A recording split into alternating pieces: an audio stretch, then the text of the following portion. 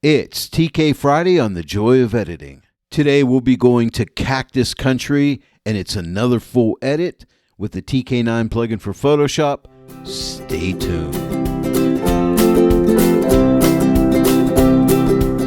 Hello everyone, and welcome to the Joy of Editing with Dave Kelly. It is TK Friday, my favorite day of the week. Today I have an image that comes to us from Douglas Trudeau. I'm entitling this one Cactus Country. This is a full edit, and I believe this is a drone shot. I don't have a linear profile for this image, so I'm just using a basic color profile. Now don't forget, as always, you can download this image along with the PDF notes and give this edit a try out for yourself. I'll have Dropbox links in the description below my video. You have to click on more to open up that description, and just scroll down and you'll find the links for the PDF notes as well as the image. Hey, and if you have an image you would like me to edit on a TK Friday, scroll down further and you'll find a contact me link. Click on that and contact me, and we can discuss editing one of your images on a TK Friday. And thank you everyone who have already sent in images. I really appreciate it. And by the way, if you don't yet own the TK9 plugin for Photoshop, you can save 15% off the TK9 plugin for Photoshop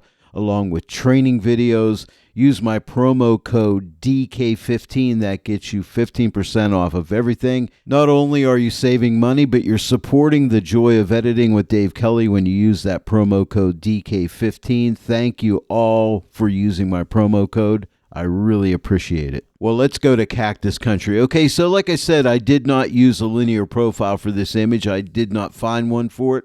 So I'm just using the basic Adobe color profile. I like to start the Lightroom edit out by clicking on Auto, and then I make some adjustments. I worked on the white balance a little bit, and then I pulled my highlights back and opened up my shadows. I'm not using any contrast here because I want to keep this image pretty flat going into Photoshop. As far as detail, a little bit of sharpening with some masking, and I just used the enhance denoising feature of Lightroom just to denoise the image. There wasn't much noise in it at all. And then as far as lens corrections, I always check on remove chromatic aberration as well as enable profile corrections. And I did a slight crop here. I believe I did a 2:3 crop on this image, and that's basically it.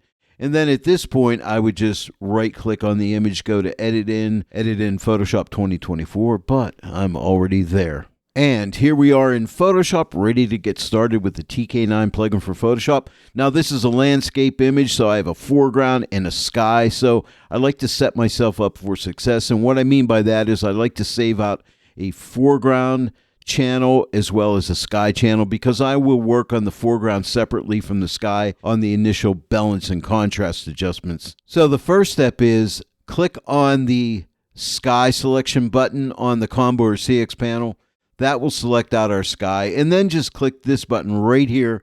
This will let us save that out as a channel. I'm just going to type in sky and click OK. And now we could do one of two things. We could click this invert button and then save that out as a foreground.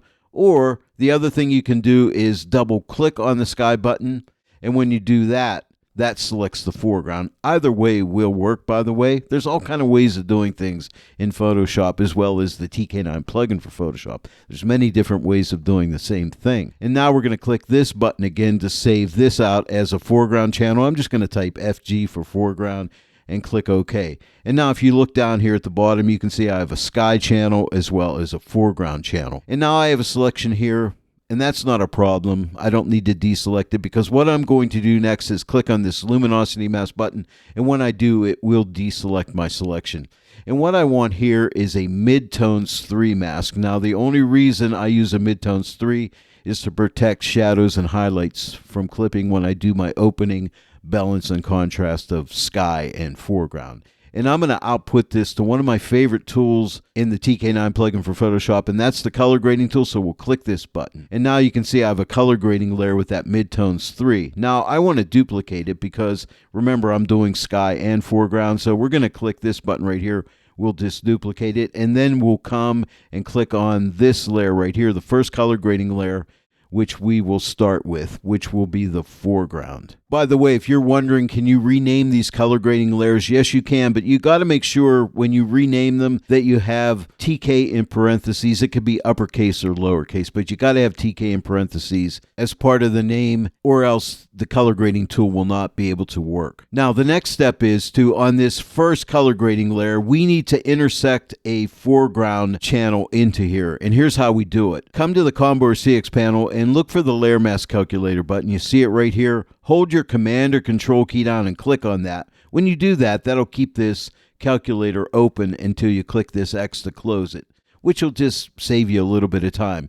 So right now, we're going to use the foreground channel. So we're going to click on foreground, and this lists the name of our channels we have saved down here, right? So there's the foreground, and now we simply click this X for intersect, and you'll notice we've intersected the foreground channel with that Midtones 3 mask, right? Pretty cool, simple to do. And now we'll click on the top color grading layer, and now we're going to click on sky and do the same thing. Click the X to intersect the sky with the Midtones 3 mask, as you see right here. And now let's click the first color grading layer and make it active. And now we're going to do the balance and contrast adjustment on the foreground. But before I do that, you'll notice my layer mask calculator is open. So just click the X to close it. And now I can get back to my combo panel. I'm going to start out by clicking on the shadow button and darken up my shadows. And I'm going to take them back to right here, a -33, just to darken up the shadows. And now I'm going to click on the highlight button. And I just want to open up the highlights a little bit. So I'll start to drag this to the right here, +21. And now let's go to midtones. I think I want to darken up the midtones just a little tiny bit. So I'm going to drag this brightness slider to the left over to like right here, a -12. Now let me shut this layer off. Here's before and here's after. And I like the way that turned out. Now, I don't think I want to add any color grading to this image, so we're just going to forgo that step. And we would do that by using the color wheel and working with the different tones up here. But we're going to go to the top layer, which is the sky. And I'm going to start out with midtones. So I'll click the midtone button. I don't really have any shadows in the sky. So I'll start by darkening the midtones. Now, when you drag this slider, you don't see a change until you release the left click of your mouse. So notice that. See, every time I release the click, you see a change take place. And I think I'm going to go right here, a -29. I think that looks good. And now I'm going to click on the highlight button and just open up the highlights a little bit. So I'll drag this brightness slider to the right. You can see the highlights are starting to lighten up. And I'm going to go to right there, +20. So let me shut off this layer. Here's before and here's after. And if we click the before after button on the Combo or CX panel, we can see we started here and now we're here. So already we're off to a good start. And I love the opening balance and contrast adjustment because this is where I really kind of see where I want to take this image. So now I can study it after it's all balanced out and it has the right amount of contrast for me as a starting point. Now I can look and see how I can further improve upon this image. Now my philosophy is you study the image and you kind of let the image speak to you. Like, what do you see that needs to be changed or added? And the next thing I see is when I look at the sky, I think I would like to bring the saturation down just a little bit. I need to get to my multi-mask panel, and right now my color grading tool is in the way. So just click the X to close the color grading tool. Nothing changes on your color grading layers. Now, you could go about this two different ways. You could just click on the saturation button and add a hue saturation adjustment layer, and then click on the target tool and target blue, and then click and drag to the left or right to add or subtract from the color. But that's not the way I like to do it. I'm just going to delete that layer. I'm going to create a color mask by clicking this button, and then your color picker comes up, and I'll choose a blue up here in the sky, like right here, and I'll click OK. And now you can see there's my mask. Now, I'm not even going to adjust anything here. I think it looks good. And what I'll do is just I'll put this to a hue saturation adjustment layer. And all I want to do is pull back on the saturation a little bit. And it's only targeting the blue up there in the sky. Note that I am on master and not on blues because that mask is targeting blue only. So let's take that saturation back just a little bit. See, I could take it back a lot, but I just want a little tiny bit, as I said. Like right here, -13. And also while I'm at it, I just want to darken the sky up just a tiny wee bit. So I'm going to take this to the left and go to like a -9 and just to darken it just ever so slightly. Now let me shut off the hue saturation adjustment layer. Here's before and here's after. Like I said, just a minimal adjustment. Now as I study the image, I'm thinking, you know what, I want to soften it up a little bit, and I'm thinking maybe an Orton effect. So if your actions aren't open, your TK actions, you could click the TK button on either the combo or CX panel. Mine are always open here for me on my CX panel, so I'm going to click on Orton effect, and that's just the basic Orton effect. A Gaussian blur comes up, and the radius is at 13.7 pixels. I'm going to accept that just the way it is and click OK. And that is very strong, right? And I tried luminosity masks on this, shadows, highlights, midtones, different masks, and I wasn't really happy with any of that. So what I ended up doing at the end was just taking the opacity and shutting it the whole way off, and then just slowly building it till I got to a point where I thought it looked good. And when I got to like 20% opacity, I liked it. Now let me shut off the Orton effect. Here is the before and here's the after. And I really like what it's doing. It's taking some of the harshness off the image and softening it up just a little wee bit, which I think looks a lot more photographic, and I like this effect. And now when I study the image, I'm just looking at the darker shadow areas. I'd like to globally darken all the shadows down, and we could do that using a luminosity mask. Now right now you'll notice I have the Orton effect here. It's a group and it's opened. It's very important that we close this group, because if I don't close the group and I add another adjustment layer, it'll put it inside the group, and I don't want that. So click this triangle pointing down. That will close the group. That's very important. And now we can come and click on the luminosity mask button. Now remember, I'm looking for dark tones. So here's a darks 1, here's a darks 2. I'm trying to narrow the range down. Here's a darks 3. And I think darks 3 is going to get it. There's a little bit of sky up in here that'll get slightly darkened. Really won't hurt anything, but I'll take that out and I'll show you how we can do that in a second. But what I want to do right now is output this simply to a curves adjustment layer and change it to a multiply blend mode. And watch the image when I click on the multiply button on the combo panel. See how all my dark tones got toned down? Now look up here in the sky. I'll shut this layer off. Here's before and here's after. See how that sky got a little darker there? So what we can do is come to our trusty layer mask calculator, click this button, and click on sky. And what do you think we do? We want to take the sky out. If you're thinking subtract, you're correct. So click the minus button, and now the sky is subtracted. So now look at the sky when I shut this layer off. Here's before and here's after. See, it's only on the foreground, and I like the way that looks. Now, if you click this double arrow button, you could look at any layer mask on the layer that is active. So let's click it, and you can see that sky has been subtracted. So we'll click the double arrow again, and now we're back to the image. I like the overall darkening, but this shadow right here by this cactus, I'm losing a slight amount of detail here. So what I'll do to protect that shadow detail in there is click on my Edit Blend If button, go into Edit Blend If. Like, watch this area right here. I'm going to click on No Darks 1 and see how more detail comes back in there. Now look at this area again. I'm going to shut off the Blend If by unchecking gray. So check this out. Here is before blend if, and now I'll check it back on. Here is with the blend if.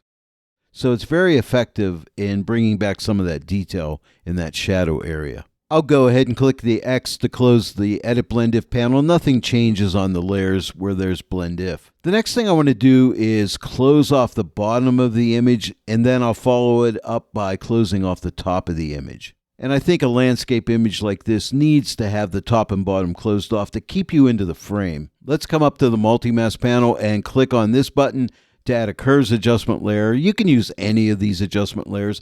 I'm just using curves. I'm only using it for a blend mode, by the way. And now I want to put a black mask on here to hide what I'll be doing. So I'll click this button on the combo panel to put a black mask on there. And now I want to change the blend mode to multiply. So on the combo panel, click the multiply button. That puts us in the multiply blend mode. We don't see a change here because of this black mask.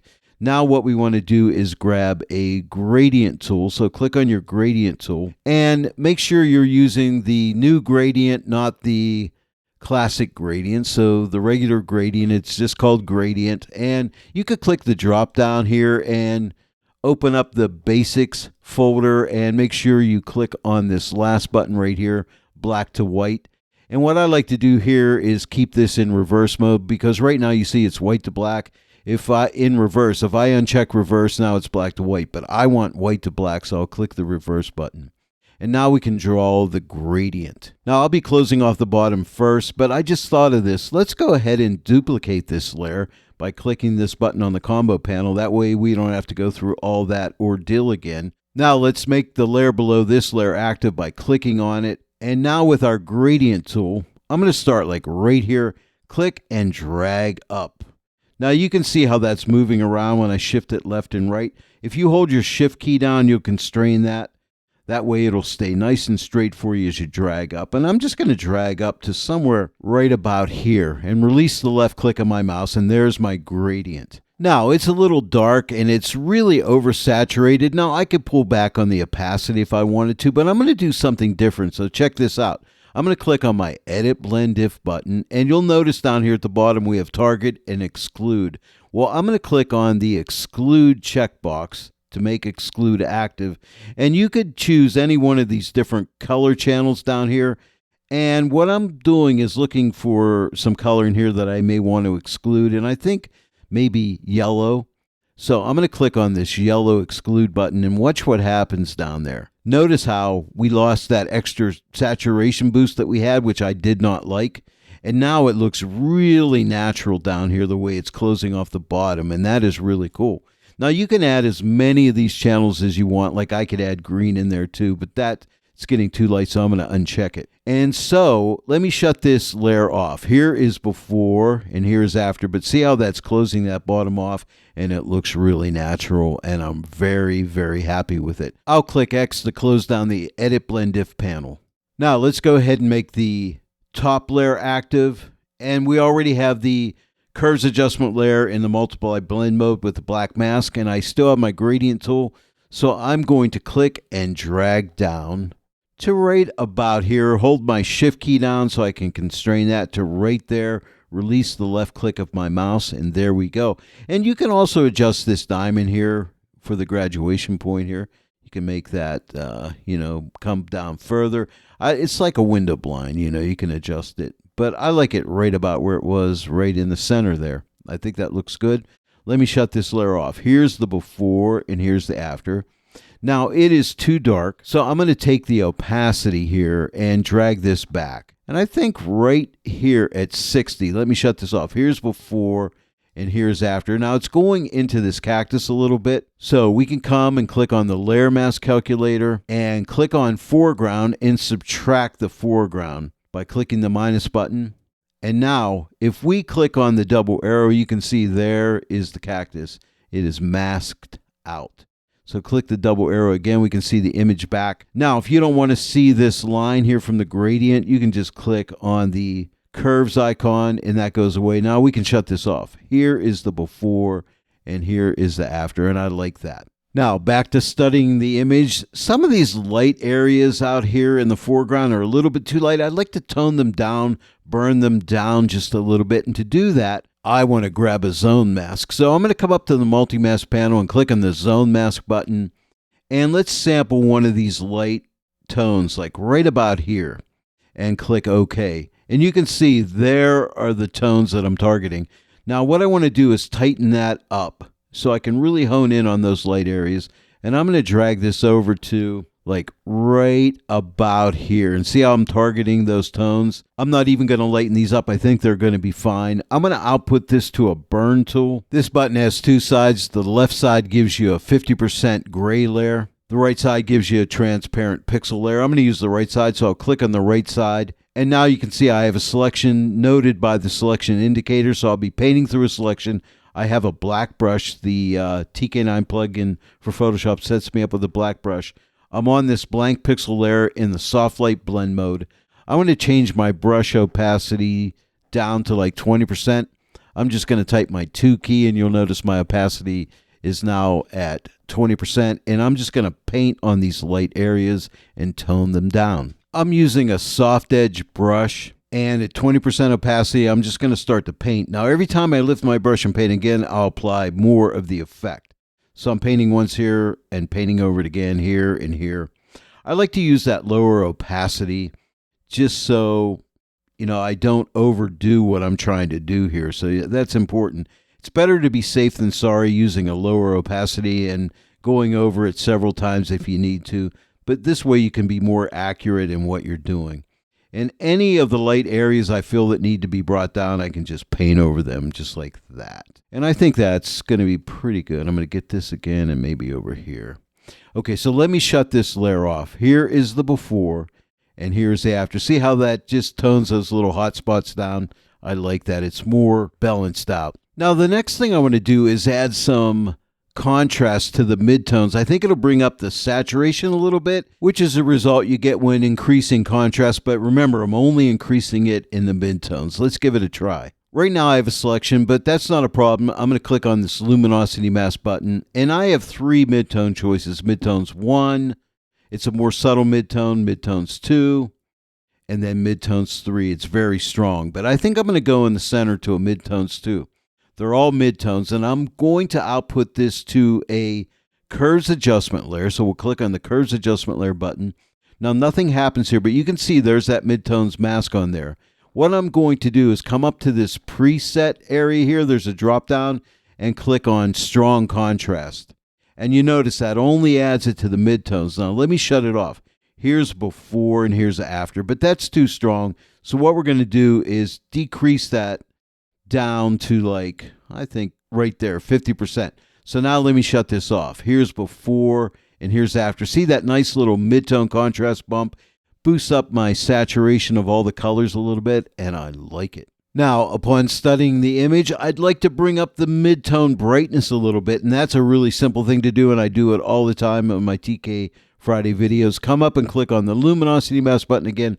This time we're going to click on midtones 1, a very subtle midtone adjustment. Output it to another curves adjustment layer and simply change the blend mode from normal to screen by clicking on the screen button. And you notice it just lightens up the midtones. There's before and there's after. Now that's too strong, so I'm going to take the opacity and I'm going to drag it back.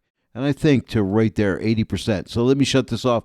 Here's before and here's after. We're getting close to the end, just a few more steps and we'll be done. Now, as I study the image, I do want to bring your attention to more of the center of the frame, so I'm going to do a very minimal freehand vignette. So I'm going to grab my lasso tool, click on your lasso tool or type L. That's the shortcut for the lasso tool. And what I want to do is just draw a selection right around this area like this. And then if your TK actions aren't open, click on your TK button and then click on Freehand Vignette in Actions. A Gaussian blur dialog comes up. Just click OK. The default opacity for that layer is 30%. I'm going to change that. I think it's too dark. I'm going to bring it down to right there, 15%. So let me shut this layer off. Here is before and here's after. See that? And now we're just staying right inside of this frame, and that really helps. And it's a very subtle vignette. You can't even tell that it's been applied. Before I move on, I'm going to go back to the layer where I darken some of the light spots, and that would be this layer right here. And I think that's a little too strong. I'm going to pull this opacity back to somewhere right about here. So let me shut this layer off. Here's before and here's after. Yeah. I don't want that quite as dark, and I think that looks better. Moving on, let's click on the top layer to make it active. I want to bring out some detail in this cactus, so we're going to use an action. If your actions aren't open, click on your TK button, and then click on Clarity, the Clarity action. Your High Pass Filter dialog comes up, and what I want to do here is change this radius to 28.9 and click OK. Now I realize the entire image now has the clarity adjustment, which I really don't want. What I'll do is put a black mask on this layer. So come up to the Combo or CX panel and click this button to put a black mask. And now the clarity adjustment goes away. Now I only want it on the cactus. So get the object selection tool and make sure you're in the lasso mode. You have a rectangle or lasso mode. I'm using lasso mode. Sample all layers is checked on. I have hard edge checked on. And all I want to do is draw a selection around this cactus. You don't have to be that accurate. This tool is very, very smart. So just keep drawing around the cactus just like that. And now we can see the cactus is selected, but it's also added this cactus out here, which I don't want. So type L to get your lasso tool, hold your Option or Alt key down and circle around here, and you can subtract that selection out. And now we only have this cactus. And now all we need to do is come over to the combo or CX panel and click this button right here. This is the fill dialog button. See, the fill dialog comes up. And right now the contents are set for black. This is a drop down. Click right here and change this to white and click OK. And now if you look at this layer mask, it's only selecting that cactus. So check the cactus here. I'm going to shut this layer off. Here's before and here's after. But see how the extra detail draws our eye to this cactus, which I feel is the main focal point of this image. Now there's one last thing we have to do, and I want to tone down some of the light areas on this cactus. We'll do that and we will be done. I think the best way to select the light areas is to use a zone mask. So I'll click on the zone mask button and we're going to sample like this light area right here and click OK. And now I just want to tighten up that selection. So I'm going to take this slider and drag it into the left to somewhere like right around here. And then I want to fine tune with this slider up here. I'm going to drag this to the right over to right there, 230. See how that's really targeting these light areas? And now we can lighten this up a little bit by taking this brightness slider and dragging it to the right just a little wee bit to maybe somewhere right around there. I want to darken, so let's use a burn tool. We could use the left or right side. I'll just use the right side, the transparent side. It's a soft light blend mode on a blank pixel layer. We have a black brush. I'll change my opacity to 50% by typing my 5 key. And now with a small brush, all I want to do is start down here and see how I can just paint over this. I can give this another hit right here and here. Paint over this little area here, right up on here. Let's paint right up through here.